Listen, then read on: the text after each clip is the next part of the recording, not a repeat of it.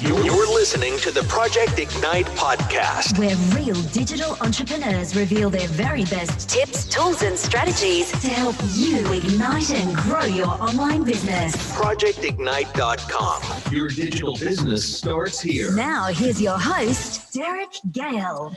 Welcome to another episode of the Project Ignite podcast, a podcast designed to skip the hype, skip all the BS. Good start, Derek. Skip the BS. See, this is live, guys. And bring you real actionable tips and strategies to help you grow your business and income on the internet. This is your host, Derek Grail. And today we're going to be diving into a topic that, frankly, I'm very interested in. And it's something that, look, I've seen so many digital entrepreneurs, including myself, try this and fail miserably. But if you get it right, it can be a game changer. And that is creating viral videos, but not just viral videos, but viral videos that actually help sell a product. And our guest today is someone with a wealth of knowledge in this space.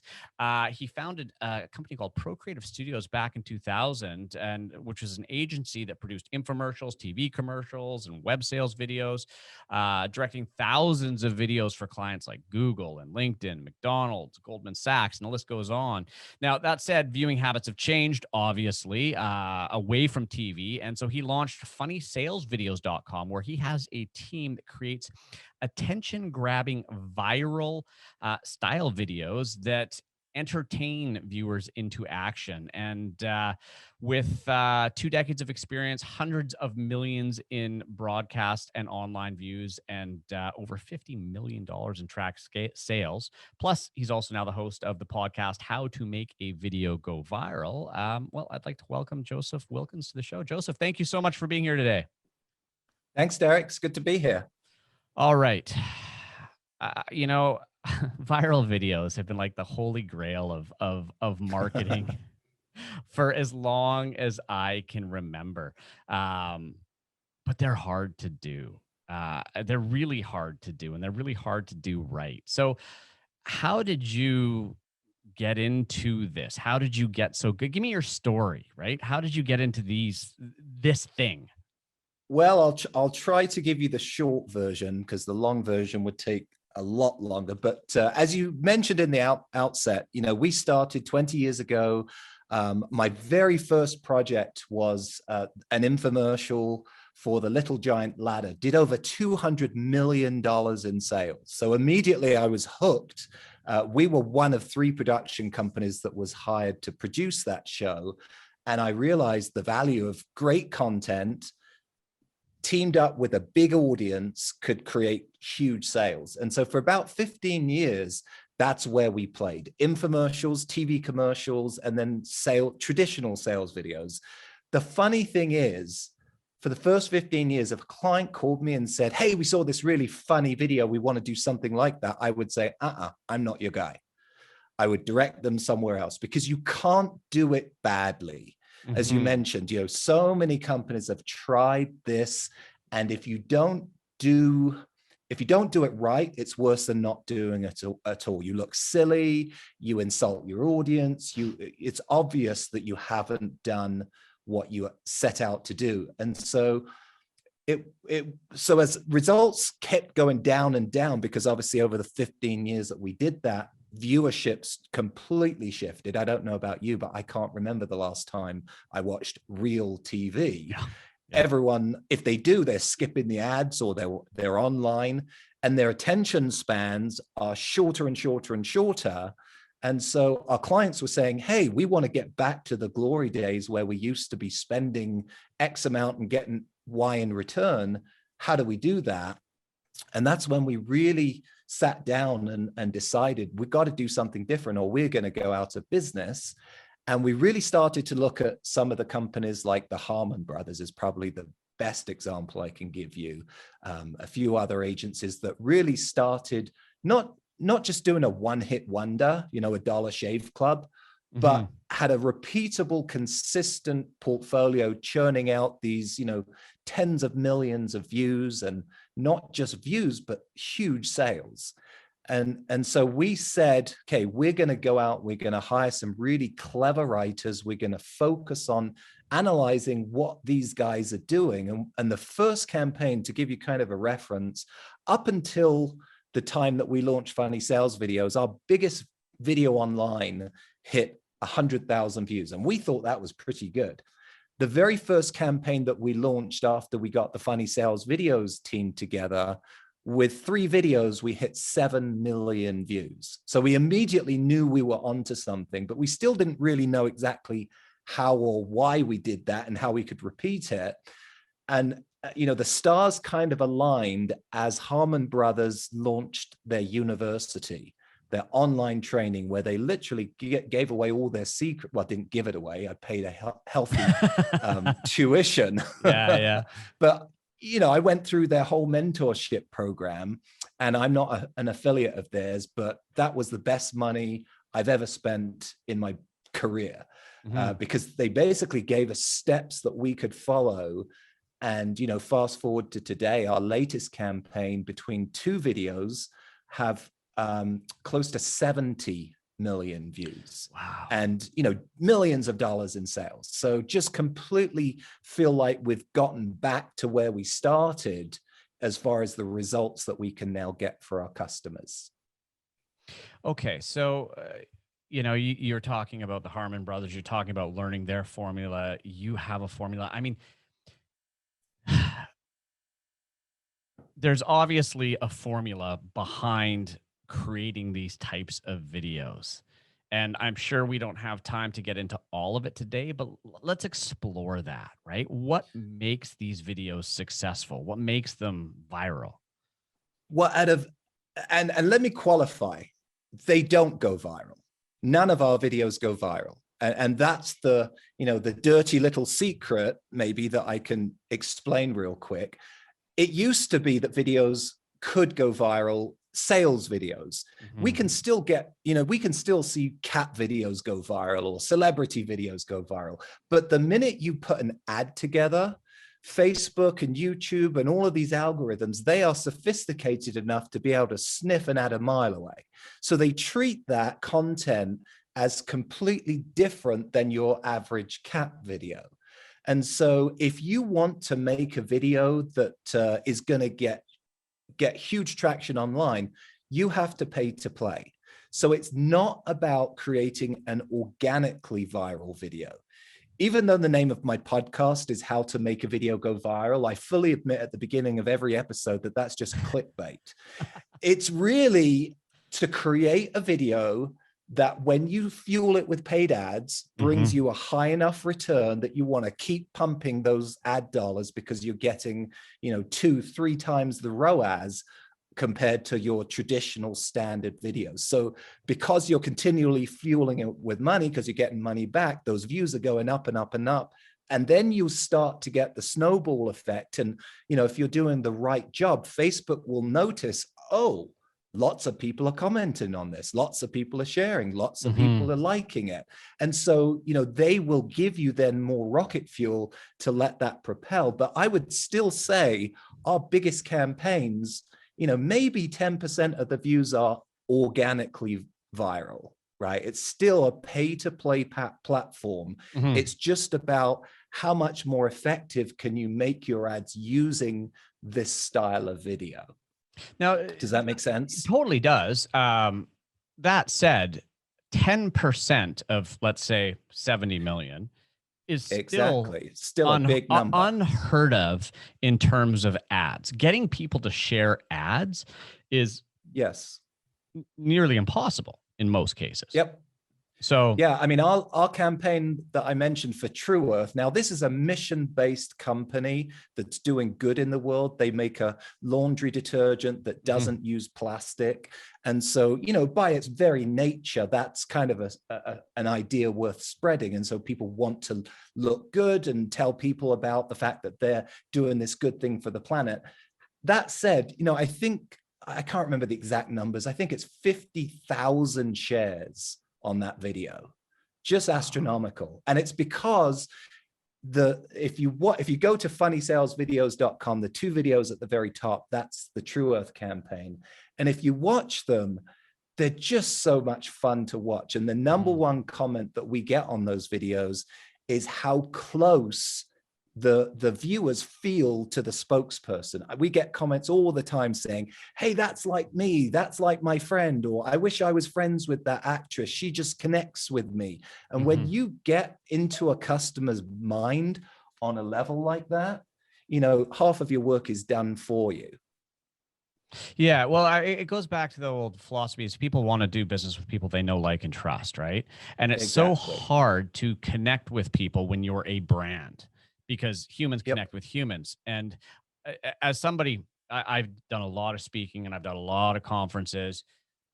The best way to engage with people is, I find, through humor and getting them to laugh and let their guards down. And that immediately creates connection. So effectively what you guys are doing is you're doing that, but you're doing that with a brand. Yes, exactly. We don't start out. In fact, this will blow some people's minds. A lot of our videos don't even mention the product for a minute and a half into the video. Like a lot of Facebook reps will tell you, you got to shove the product in somebody's face within the first 10 seconds. You got to get to a call to action within 15 seconds. That's true if you don't have any creativity. Yes. But if you can hook someone's attention, tell them a relevant story that they want to keep watching because there's a problem that's about to be solved that you have, they're going to stick around. But back to a question you asked earlier, you know, at the grassroots, how do you create something like this? It's all about bad ideas. Going through as many bad ideas as possible, the more terrible, the better, in order to get to the good idea. Most people won't spend 6 months to create a video. That's what we do. Right. We have, you know, 20 or so people working on that video over the course of 6 months, not consistently, but, you know, it takes time to do certain things. But the answer to your question is you've got to spend the time to go through as many bad ideas to get to the good ones. And you know, I have a free ebook that anyone can download at funnysalesvideos.com. Just scroll down to the bottom of the homepage. You can download it. It's called How to Make a Funny Sales Video Without Hiring Us. 8 steps anyone can follow. And I mean, I can breeze through those and you can maybe go in a little deeper on any of those, but it's a process that we've now done for, you know, 3 or 4 years solidly that we know works, you know, in some cases better than others, but it's pretty proven. And a lot of it is stuff that, you know, any marketer should know anyway, but maybe hasn't thought about in this specific light. Okay, well, yeah, let's breeze through those 8 steps and then we can, you know, we can explore some of these areas as we go. Sure. So the first one is research, right? Super sexy. Doing your research, learning who your customer is. Doesn't matter if you're doing a video, a brochure, or a website. You've got to understand who is your customer and why are they buying from you. Most CEOs will tell you, or most entrepreneurs will tell you, I started this company to solve this problem. But guess what? Most customers don't think like that. They think, you know, in a lot of cases, I'll go into a business and they'll give me the top 3 reasons why their product sells. And then I'll go read 100 reviews on their Amazon site. And it's it's completely opposite. I'll give you an example. True Earth, this laundry detergent, they were running ads showing women carrying heavy boxes up the stairs. And that was kind of what they were saying is you can use these dehydrated, concentrated detergent strips and they're easier to carry and easier to store. Now, those are benefits that ended up in our video, but it wasn't the number one benefit. After going through and reading hundreds of reviews, we found out it was really simple. They didn't like putting plastic in the landfills. So guess what? We hit them over and over and over and over with in our video. You'll be a hero if you don't put plastic in the landfill. And that connected with them so much more than, oh, now I don't have to carry heavy, big boxes of detergent or bottles of detergent, and now I get more cupboard space. It's still a benefit that we talk about. It's just not the number one why. So this brings an interesting question. When you're creating these videos, I mean, as you said, the number one reason was plastic and landfills. You touched on the other things, but do you find across most of your videos, there's just one core idea that you have to focus on that makes them successful?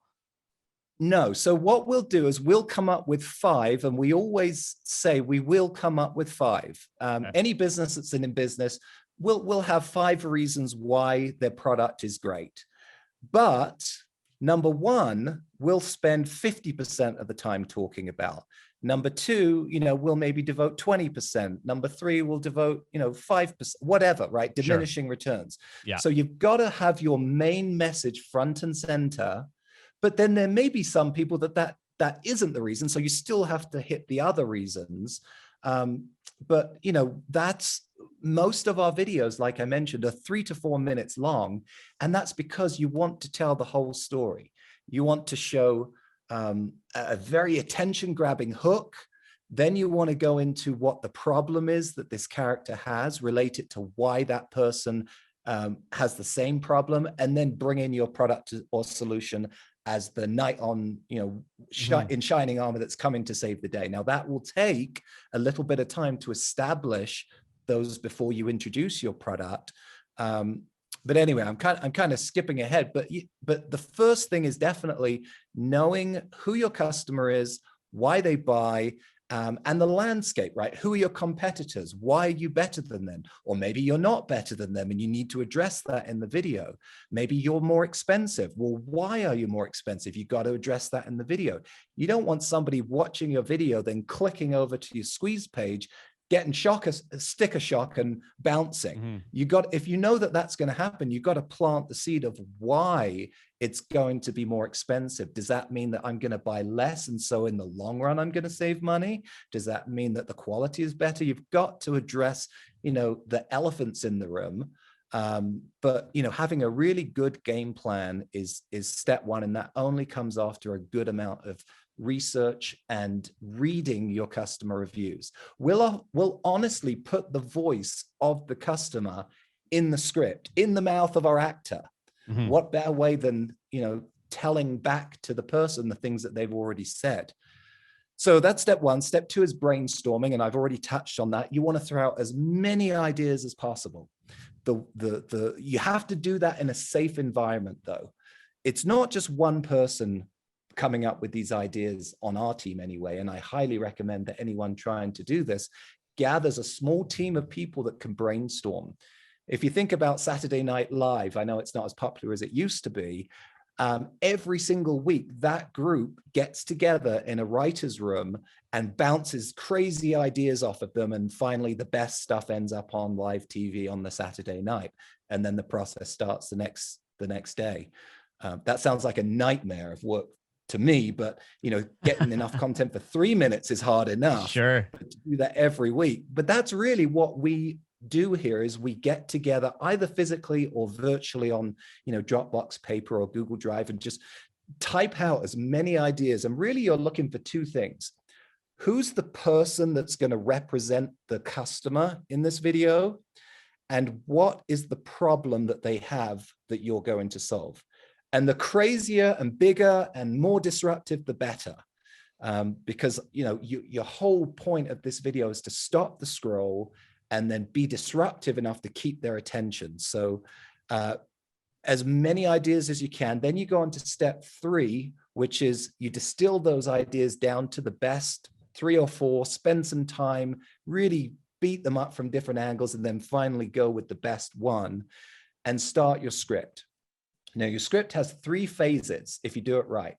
And we probably have close to 10 people, different script writers on every single script, because you've got to have your copyright, marketing writers to define, okay, here are the key words, key unique selling propositions. Here are the objections we want to overcome. Here's the offer that we're going to create. And a lot of the times we'll do multiple versions of the same video with different offers. Then once all of that marketing copy is created, you want to hand it off to the creative writers, and they will create the story. It's still not funny, but it's entertaining, and it's taking the marketing copy and putting it into a story. And we love Donald Miller's story brand, how he talks about, you have a hero that goes on a journey, that has a problem, that meets a guide, that gives him the solution, and then show how his life or her life is better because of that solution. That's kind of the structure of any feature film, if you really look at it. But the same thing applies in our advertising. Then once you've created that, that story, then we hand off to a team of at least 4 or 5 trained professional comedy writers. Now, a lot of times these are stand-up comics that freelance for us. They do stand-up comedy at nighttime, and then they freelance write for us during the day. This is not a role that you can try to do yourself unless you're a trained, really funny comedian. And again, most of the jokes don't ever make it out of the editing room or the cutting room floor, right? You got to go through so many jokes to get to the good ones, but also you've got to be relevant to your audience. If my comedian writing is a 21-year-old female and the primary audience is a C-suite male CEO or something that is not them, that doesn't mean that they can't at least contribute, but you have to test your jokes on your target avatar. So figure out ways to test everything before you spend the money to go produce them. Have people who will fit your customer demographic read the scripts and tell you what they think. And, depending on budget, go get focus groups or do a Survey Monkey, or literally stand on the street corner of the busy city center and stop people and ask them, can I tell you a joke? I mean, it can honestly be as simple as that. But what you're really trying to do is create a script that has a big hook at the beginning to get somebody's attention, then give them some sales copy in the form of a story, then hook them again once they look like they're going to get bored. Every 15, 20 seconds, there's a joke or something shocking or some product demonstration that's unusual, or in some way it's about hook, educate, hook, educate, hook, educate, and then close the sale. So that's the first 4 steps. Let me look at my cheat sheet. Okay, step 5 is production. So, I'm the director of a video production company, have been for 20 years. You'd think that I would say the most important thing is a great camera and great lighting and great sound. It isn't. The most important part of production is casting the right actor or actors to represent your brand. You should, we go through dozens of auditions before we find the right actor for each video that we do. And so reach out to your local acting agencies. It doesn't cost anything to audition actors. They'll pre-record an audition tape with your script and send it to you. And then you can call them back for live Zoom auditions so that you can kind of test, can they do it faster? Can they do it slower? Can they do it with more emphasis on this word? Can they, comedy is all about timing.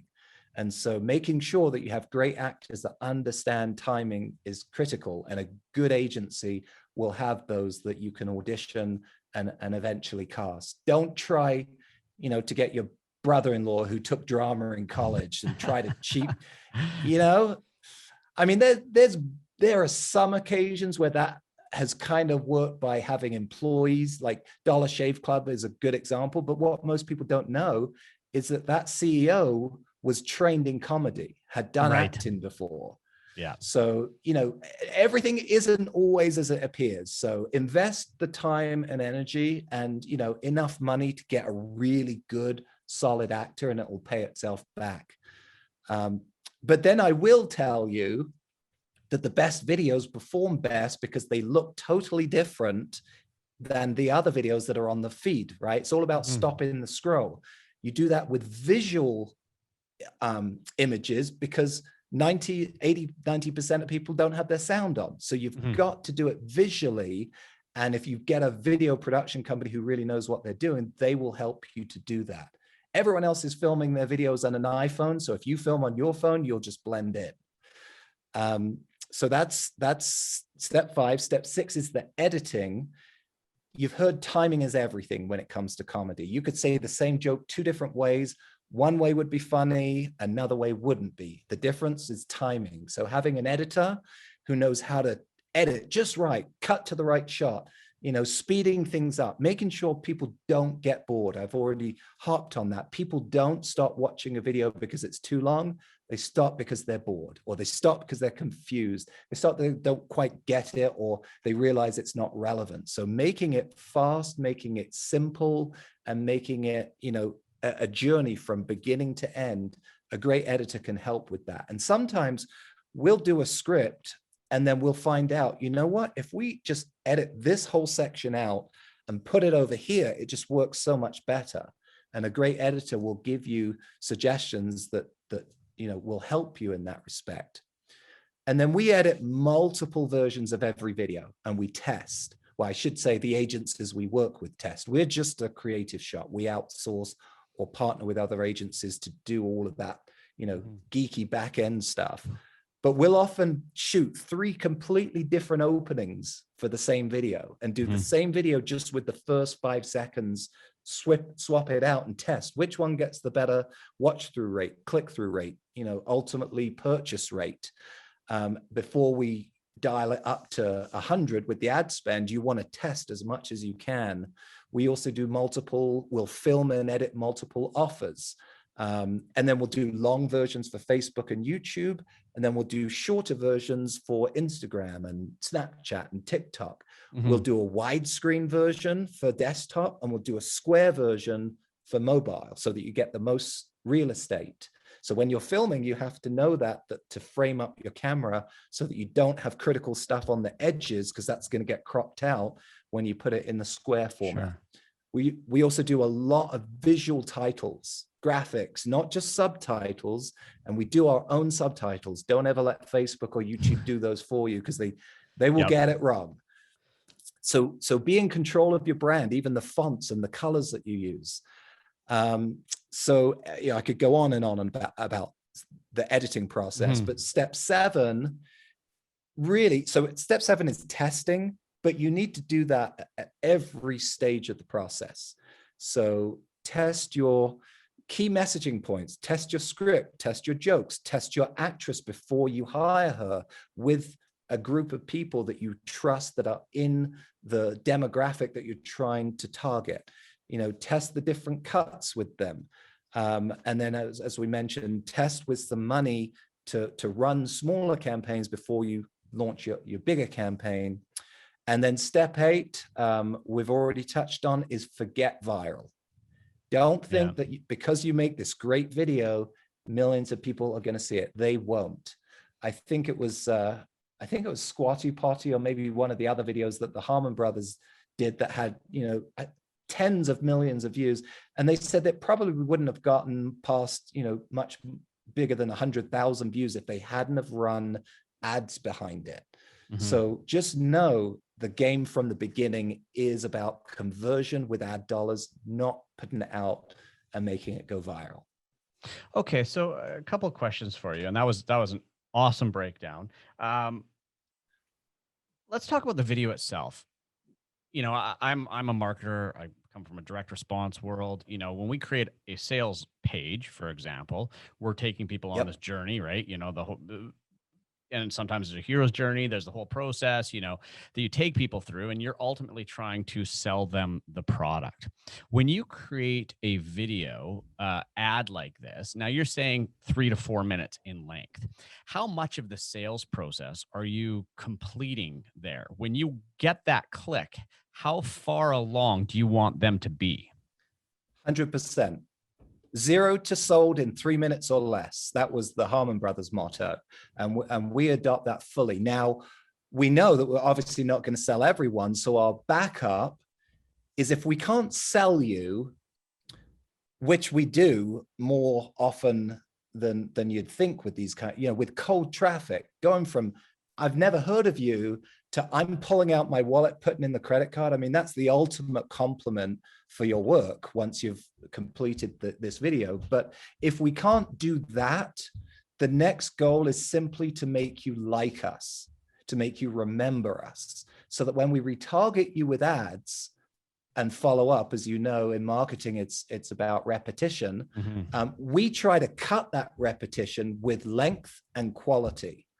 So, it used to be people said that you need 7 impressions before somebody's going to buy or decide not to. And what we do is we say, well, if we can keep your attention for 3 to 4 minutes and engage you with highly relevant, highly entertaining, we can shrink that number.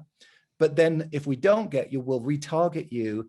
And at least the next time you want to buy our product range, you'll think about us. Rather than a lot of these ads that, I'll get shown an ad and I feel kind of icky when I finish watching it because all they want is my money. Mm-hmm. This is entertainment-based marketing so that you still leave them with a smile on their face, whether they buy or not. But yes, the ultimate goal is definitely to take them from 0 to sold. And so, or 0 to lead generated, whatever the conversion metric is we're looking for. So effectively, you're landing them ideally on a page then that is almost at the checkout. You're not dropping them into the beginning of a sales process. So I'm not super qualified to teach on that because my job pretty much ends at the click. Gotcha. But I've seen what our digital agencies that we work with do. And yes, it's not start from let's educate you. Yeah. It's let's upsell you, let's cross-sell you. A lot of our videos actually will start out with an irresistible offer, like a free trial. And then in the squeeze page, it's their job to say, okay, well, you can get this free trial, but wouldn't you like to actually get a better deal by buying X amount? And so, depending on what the video is, but yes, they are a red hot lead once they hit that sales funnel, rather than just a total top of funnel cold traffic. Gotcha. And with this type of marketing, what kind of products do you find this works better for? Price point, categories? So I always tell people, if your customer, a lot of clients will say, well, who is a good funny sales video good for?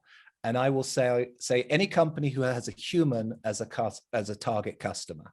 Mm-hmm. Because if you've got, anyone that has a problem, I don't care whether it's a C-suite executive that has a SaaS problem or a teenager that has an acne problem. As long as your story is relevant, is speaking directly to that person and can connect with them on the problem that they have, and you have a solution. We have mortgage. We have a mortgage client that's generating leads for home renovations. Mm-hmm. We have, a laundry detergent. We have a back pain product. It's all over the board. It really doesn't matter whether you're B2B, B2C, high ticket, low ticket. Now, obviously, the impulse purchases they're easier to land because it's something that people don't have to think too much about. But any client that's trying to generate more sales, I think this is an avenue that they should really look into. Okay. And so humor's hard, right? Like, and just listening to you talk about this, you're working with comedic writers and people that understand the science of humor. For the average person, how do you explain what's funny? Like if we said, okay, somebody had an idea, how do they know if it's the right kind of funny? Well, so, it's back to the old saying, if a tree lands in a forest and it makes a noise and no one's around to hear it, did it make a noise? If an ad or if a joke is told and nobody smiles, it's not funny.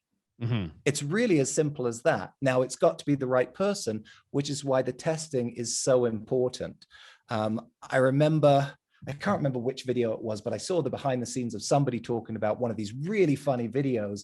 And they said by the end of it all, when they went to push the button, they started to double think, is this really funny? Because they'd just been so entrenched in it, right? Drinking the Kool-Aid, mm-hmm. that they weren't objective anymore. So you have to stand back from your work and let other people tell you if it's funny or not.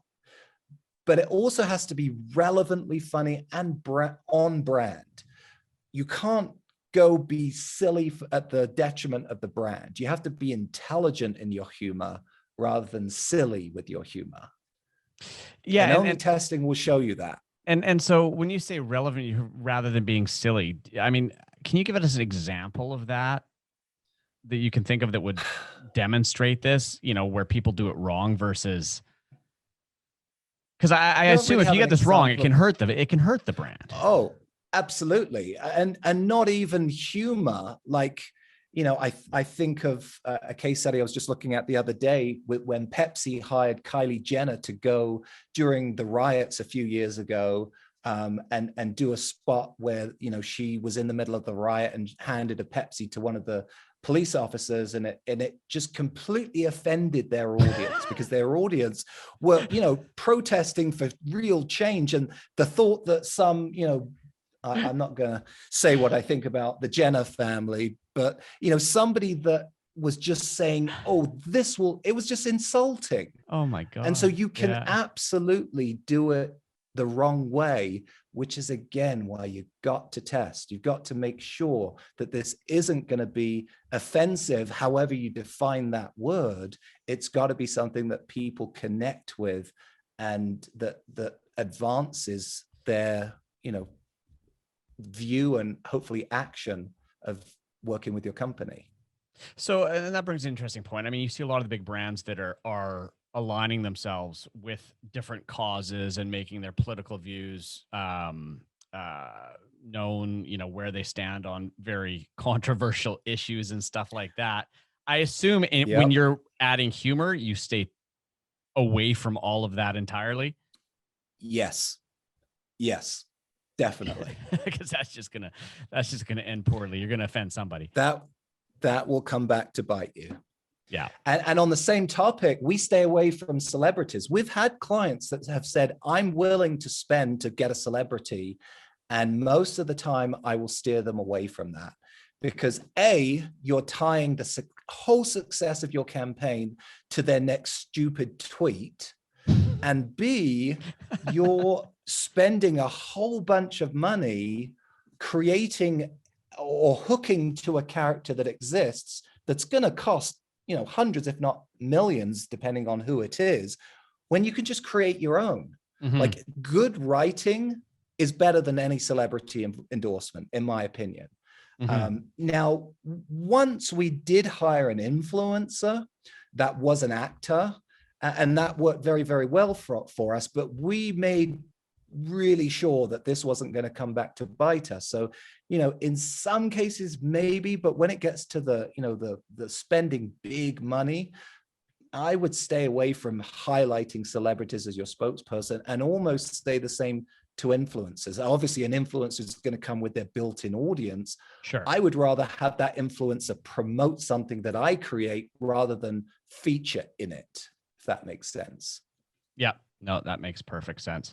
And okay, so last question for you before we wrap up. So you're saying these videos 3-4 minutes, and you're not actually introducing the product until a fair ways into that video.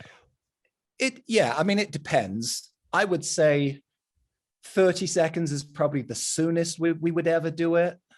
A minute and a half is probably quite late, but you've got to establish up front, why do I care, right? Because if you can connect that person to the spokesperson of your video before they introduce the product or service, they're going to trust that. And it's weird the way that people's brains work. I mean, it's an actor, it's obvious, it's not a real person, but people connect to them so that when they say, I found the solution, it works so much better than if that person comes out second one saying, I found the solution. Because who are you?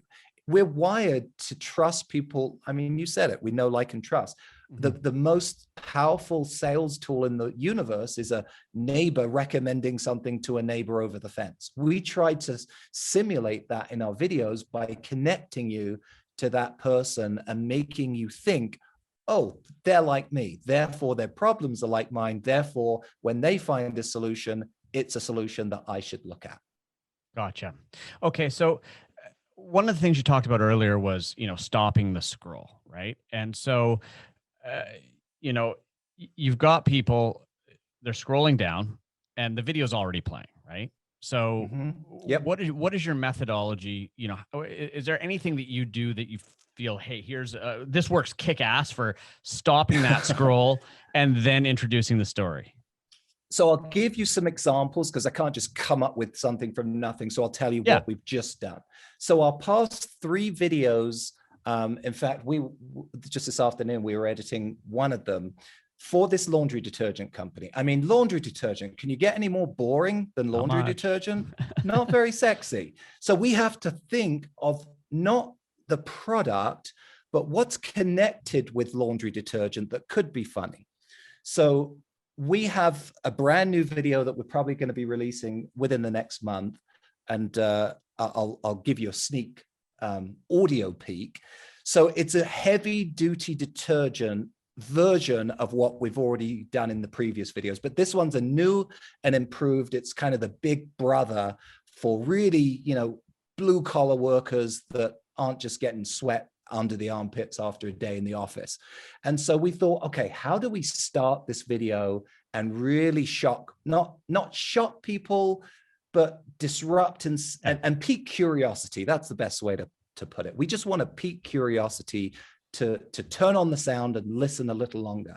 So the very first frame, we wrote a script about a couple that love to get dirty.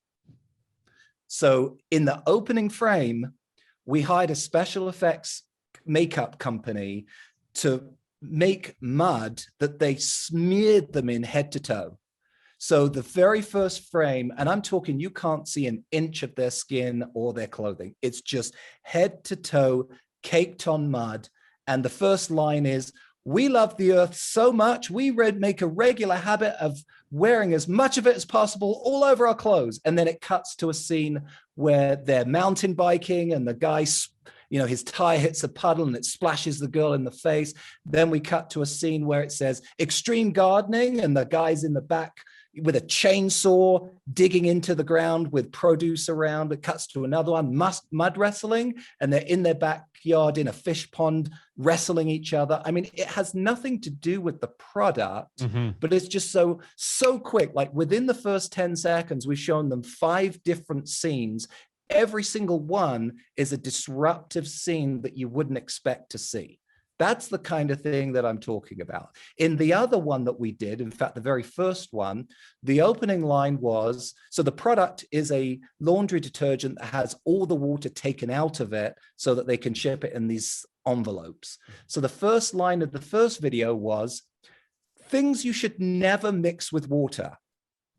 And then we started with, home electronics. And we showed these 2 kids that had got their dad's laptop and was pouring water over it. Then we showed sodium metal. And we showed these kids throwing these chemicals into a bucket of water and it explodes and a big mushroom cloud comes out. And then it said witches. And we showed a witch with a bucket being tipped over her and she screams and starts melting.